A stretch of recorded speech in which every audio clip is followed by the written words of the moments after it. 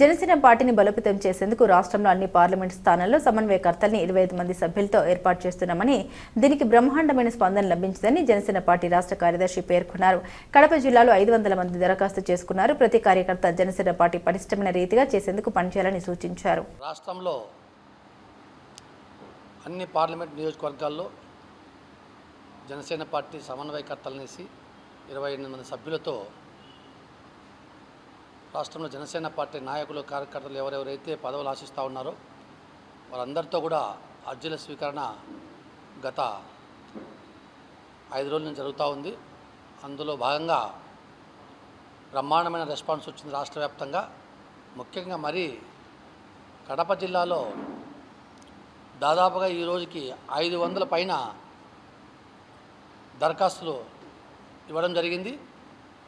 కానీ ఇంకా ఎంతోమంది కార్యకర్తలు నాయకులు మాకు ఒక రిక్వెస్ట్ చేశారు, సార్ ఇంకా 2-3 రోజులు పెంచితే బాగుంటుంది అని చెప్పి అడిగారు. అడిగితే ఆ విషయాన్ని మేము మా అధ్యక్షులు శ్రీ పవన్ కళ్యాణ్ గారి దృష్టికి ఈరోజు తీసుకెళ్ళడం జరిగింది. తీసుకెళ్తే వారు మా యొక్క విన్నపాన్ని మన్నించి 2 రోజుల పాటు, అంటే శనివారం ఆదివారం 2 రోజుల పాటు పొడిగించారు. అంటే మరో 2 రోజులు పొడిగించారు. ఈరోజు 3వ తారీఖు అయితే 4, 5వ తారీఖు వరకు ఈ దరఖాస్తుల స్వీకరణ కార్యక్రమాన్ని రాష్ట్ర వ్యాప్తంగా, అదేవిధంగా కడప జిల్లా వ్యాప్తంగా పొడిగించడం జరిగింది. ముఖ్యంగా కడప జిల్లాకు సంబంధించిన పార్లమెంట్కి సంబంధించిన కార్యకర్తలంతా కూడా, నాయకులంతా కూడా ఈ 2 రోజులు సద్వినియోగం చేసుకుని, ఎందుకంటే సీనియర్ కార్యకర్తలు విన్నపం మేరకు చేయడం జరిగింది కాబట్టి ప్రతి కార్యకర్త, కడప పార్లమెంట్ ప్రతి కార్యకర్త కూడా శనివారం ఆదివారం 2 రోజులు హాజరై మీ దరఖాస్తులన్నీ సమర్పించాలని చెప్పేసి, ఈ దరఖాస్తులన్నీ కూడా పవన్ కళ్యాణ్ గారి దృష్టికి తీసుకెళ్తాం.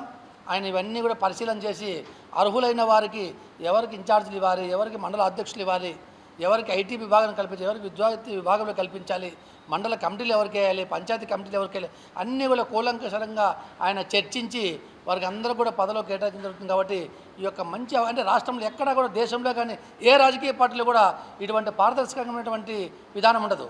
ఒక్క పవన్ కళ్యాణ్ గారు మాత్రమే పారదర్శకంగా కష్టపడిన కార్యకర్తలను గుర్తించాలి, నాయకులను గుర్తించాలి. ఎందుకంటే పార్టీ ఆవిర్భావం నుంచి ఎంతోమంది కార్యకర్తలు కష్టపడ్డారు, ఎంతో పనిచేశారు. ఈరోజు అధికారంలోకి వచ్చాం, కానీ వారికి గుర్తింపు కావాలి, కంపల్సరీ పార్టీ నాయకులుగా గుర్తించాలని చెప్పేసి, పారదర్శకంగా ఉండాలని చెప్పేసి ప్రతి నియోజకవర్గానికి, ప్రతి పార్లమెంట్ నియోజకవర్గంలో కూడా దాదాపు వారం రోజుల పాటు ఏర్పాటు చేసి ఈ యొక్క అభ్యర్థులు స్వీకరిస్తున్నాం. కాబట్టి ప్రతి ఒక్కరు సద్వినియోగం చేసుకోవాలి. ఎందుకంటే మనం చూసాం, కడప జిల్లా అంటేనే అరాచకాలు. గతంలో వైసీపీ ప్రభుత్వంలో గత 5 సంవత్సరాలు ఎన్నో అరాచకాలు జరిగాయి. ఇక్కడ ఎన్నో దౌర్జన్యాలు జరిగాయి. ఎక్కడ చూసినా భూదోపిడీలు, దౌర్జన్యాలు, అరాచకాలు, ఇసుక దోపిడీ, మట్టి దోపిడీ, రౌడీజం ప్రచలిత. అంటే అవన్నీ చూసి శ్రీ పవన్ కళ్యాణ్ గారు ఈ రాష్ట్రాన్ని అభివృద్ధి చేసుకోవాలి, ఈ రాష్ట్రంలో విధ్వంస పాలన అడ్డుకోవాలి అని చెప్పేసి కూటమిని ఏర్పాటు చేసేదాంట్లో ముఖ్య భూమికి పోషించినటువంటి శ్రీ పవన్ కళ్యాణ్ గారు జనసేన, టీడీపీ, బీజేపీ 3 పార్టీలను కలిపి ఎన్డీఏ కూటమిగా ఏర్పాటు చేసిన ఘనత శ్రీ పవన్ కళ్యాణ్ దక్కుతుంది. ఒకటి, చంద్రబాబు నాయుడు గారిని అరెస్ట్ చేస్తే ఇబ్బందుల్లో ఉన్నటువంటి తెలుగుదేశం పార్టీ కార్యకర్తలను, రాష్ట్ర ప్రజలను చూసి చెలించిపోయిన అప్పటికే సబ్జైలుకి వెళ్ళి చంద్రబాబు నాయుడు గారిని పరామర్శించి ఈ యొక్క నిర్ణయం, కూటమిలో మేమంతా భాగస్వాములు అయితే మేమంతా కూటమవుతాం, ఈ రాష్ట్రంలో కూటమిగా ఏర్పడి ఈ వైసీపీ జగన్ రెడ్డి ప్రభుత్వాన్ని, దుర్మార్గ ప్రభుత్వాన్ని గద్దెదించుతామని చెప్పేసి ప్రతిజ్ఞ చేసి చెప్పిన మాట ప్రకారం జగన్ రెడ్డి నిన్న పాతాళానికి తొక్కుతా అని చెప్పాడు.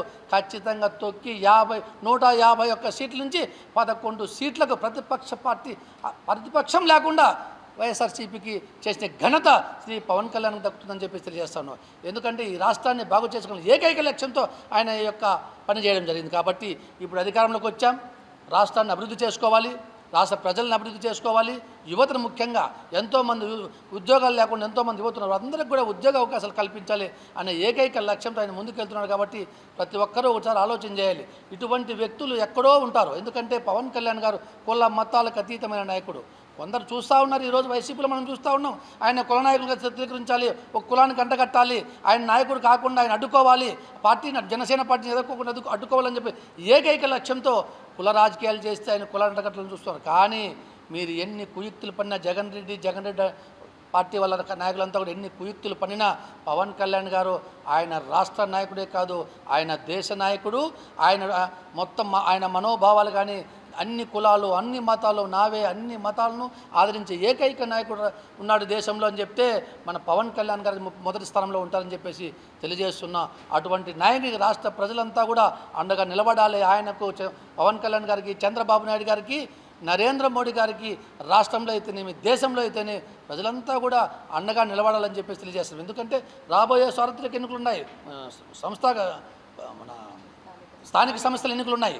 స్థానిక సంస్థల ఎన్నికల్లో ఖచ్చితంగా వైసీపీ వాళ్ళు ఏం చేస్తూ ఉన్నారు, అల్లకొల్లోలం సృష్టించాలి, కులాల్లో కుంపటి పెట్టాలి, ఏదో విధంగా ఉనికిని కాపాడుకోవాలి. అంటే మళ్ళీ వచ్చే సార్వత్రిక ఎన్నికలకు వారి ఉనికిని కాపాడుకునేందుకు ఈ యొక్క స్థానిక సంస్థ ఎన్నికలను ఉపయోగించుకోవాలని చెప్పేసి జగన్ రెడ్డి ఒక పన్నాగం మండుతూ ఉన్నాడు, ఒక కుట్రలు మండుతూ ఉన్నారు రాష్ట్రంలో. నిన్న చూసాం మనం, మావి గన్ అంట,